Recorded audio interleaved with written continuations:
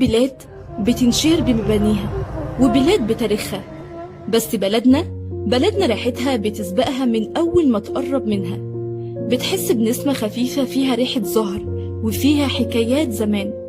احنا النهاردة مش جايين نحكي عن حرب ولا عن ملك، احنا جايين نحكي عن قرية صغيرة لكنها سابت بصمة كبيرة على الخريطة.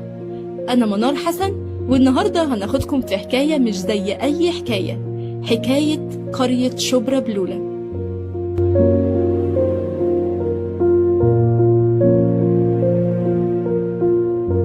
في قلب دلتا مصر بين النيل وسماء مفتوحة في قرية اسمها شبرا بلولة تابعة لمحافظة الغربية مركز قطور.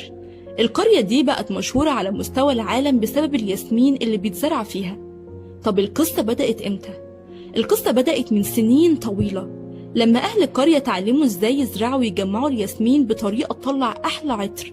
بس قبل أي حاجة تعالوا أعرفكم على زهرة الياسمين. الياسمين زهرة مش أصلها مصري، واتقال إنها أول مرة دخلت مصر جربوا يزرعوها في كذا مكان، لكن أكتر مكان نجحت فيه وإدت زهر بكميات كبيرة وجودة عالية كانت هنا في قرية شبرا بلولة.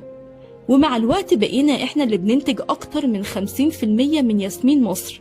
يعني تخيل قرية بسيطة وصغيرة هي اللي خلت مصر من ضمن أهم 3 دول في العالم بتصدر زيوت الياسمين الخام. يعني اللي يشم عطر في باريس ولا لندن ولا ميلانو ممكن يكون فيها ريحة من وردة جاية من قرية بسيطة اسمها شبرا بلولة. طب بيبدأ موسم حصاد الياسمين امتى؟ بيبدأ موسم حصاد الياسمين من شهر 6 لشهر 11. الناس هنا بتصحى قبل الفجر بساعة وبتمشي في الضلمة ومعاها الكشافات، وبتبدأ تقطف الزهرة دي علشان تتجمع قبل ما الشمس تطلع عليها، وإلا الزيوت اللي فيها بتتبخر.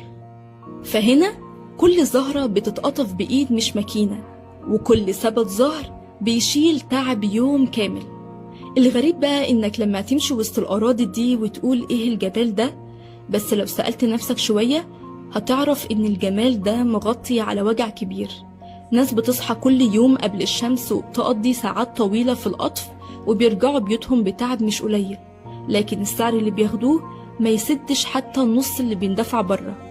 يعني هتلاقي زهرة في زجاجة برفان بتتباع بره بآلاف الدولارات، لكن هنا بتتباع بسعر زهيد جدا. وبالرغم من ده هتلاقي الأهل القرية بيرحبوا بالناس من كل مكان، بيجيها مصريين وأجانب ومصورين وصحفيين وناس بتحب الريف.